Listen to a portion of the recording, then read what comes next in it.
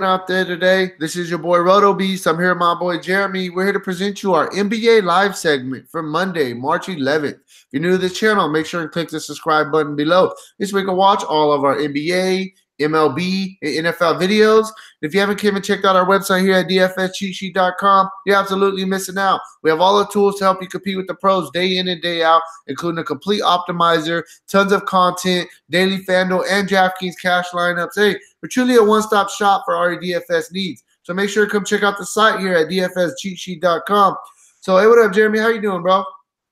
Yo, what's up, man? How you doing? Good, bro. Another slate. I think today's gonna get a little bit chalky. I'm just kind of having that feeling. But there's a couple different ways that we can go about it. So real quick, before we jump into this video, two things.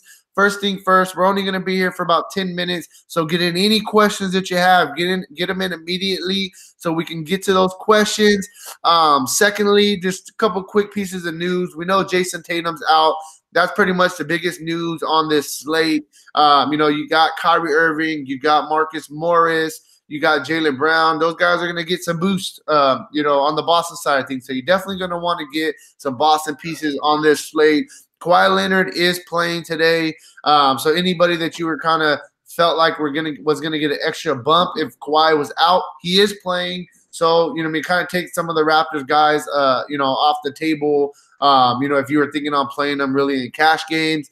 Lastly, the last piece of news we really got is Kevin Love will play today. I expect him to play, close to 30 minutes. It is announced that tomorrow he will rest on the second end of a back-to-back. So you expect Kevin Love to get you 28, 30 minutes. Outside of that, that's really the news that we got.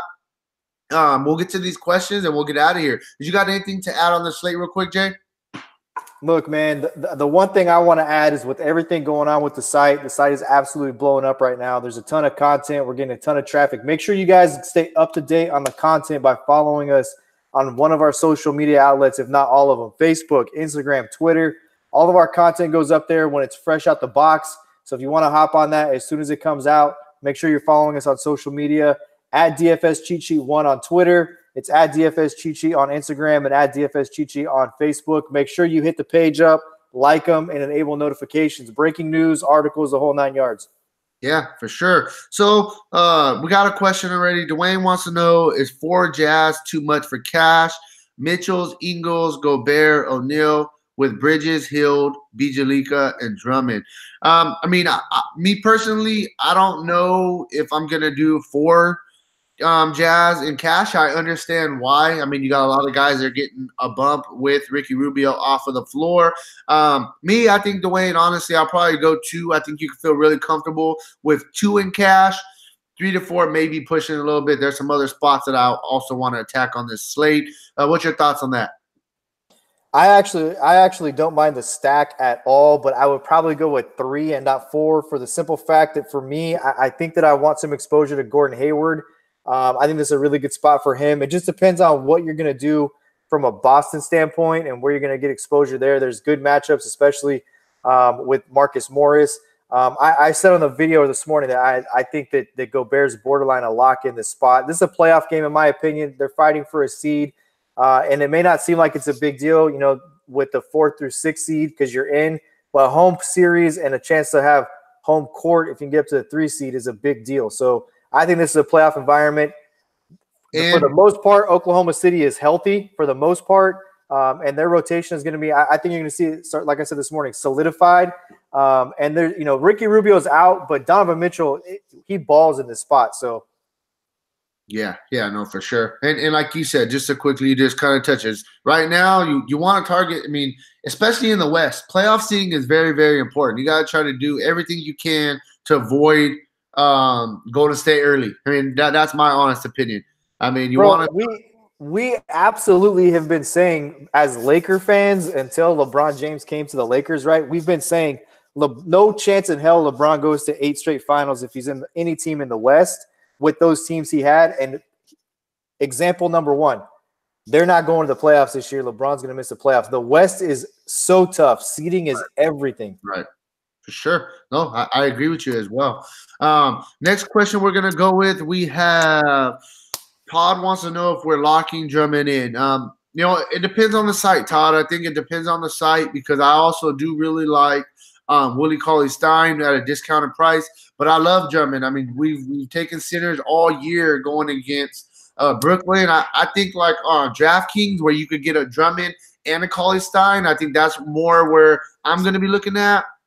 But I think that Drummond is a really, really good play in all formats tonight. Look, man, there's probably 5 guys tonight that are in play at the center position, in my opinion. Maybe 6. So I don't think you can lock Drummond in. Just like I said, I think that Gobert's a borderline lock. It's just you have a good center at each price tier, right? You take a look at the top price tier. You've got Drummond and you've got Gobert. You got a value guy in Zizic who's in a really good spot there, at least for runtime, drop spot, etc. Gasol starting at 6,000, really good spot for him. So you can't just lock one center in tonight. Right. Center's a spot you need diversity. You can lock in a power forward. You can lock in a small forward, though. You can do that today.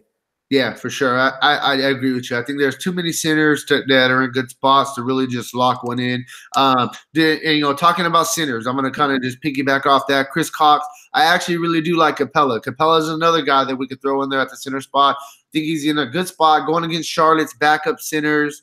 We know Zeller's out. I definitely like Capella. And on DraftKings, he's 7,000. I mean, I think that's a really, really good price. So, yeah, I do like Capella for sure tonight. Yeah, 2 weeks ago he had 57 fantasy points against them. So why wouldn't you load him right back up today? Right, go right back to the well and just kind of move on. So we've got a couple more minutes. Get your guys' questions in, and if you guys got any more questions, no problem. We'll definitely get out of here. We got to get our lineups and stuff done, but we do want to answer any questions that you guys do have for us. So we will stick around for a couple more minutes. But yeah, man, what do you think? But do you think that Ingles is going to be like 90% on today? I mean, not Ingles. I'm sorry, not Ingles. O'Neal. I don't, because of the fact of Joe Ingles. I think that I don't think that people as a whole, my 2 cents here, like to stack 2 guys from the same team at the same position. Mm-hmm. And I'm a tournament player, and that's one way that I can be contrarian, especially when you have a team, that has 2 point guard. New York Knicks is a great example. You can in tournaments play both of their point guards. You could play Dennis Smith and you could play Emmanuel Mudiay on certain nights in the same spot. I don't think people like to stack those 2 guys up, and it's so known, I believe, how much usage increase Joe Ingles gets without Ricky Rubio on the floor. Yeah, no, hey, I really like Joe Ingles today. He's one of my favorite plays on the slate, and he's a good price too.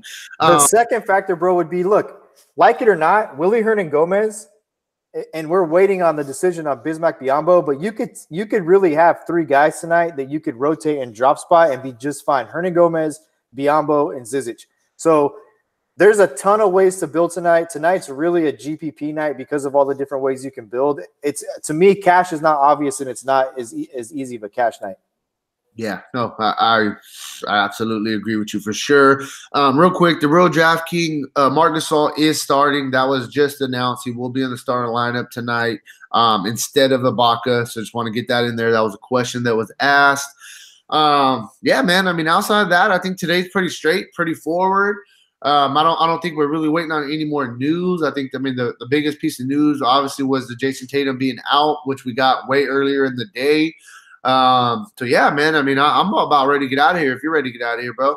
Yeah. All right. Hey, man, we got on here. We answered the questions you guys gave us. Thank you very much for taking some time out your day to come and talk some DFS with us. I know right now it's crunch time, 45 minutes before lock. So, hey, man, that's all we got for you guys. If you want to play the actual lineups that we're playing, or you want to just read some articles, mess with the optimizer, make sure to come check out the site, dfscheatsheet.com. Take advantage of our MLB season-long pre-order special, $150. You get all MLB season plus the rest of NBA. It's an absolute steal. So, hey, make sure to check out the site, dfscheatsheet.com. Outside of that, good luck on your guys' contest tonight, and peace out.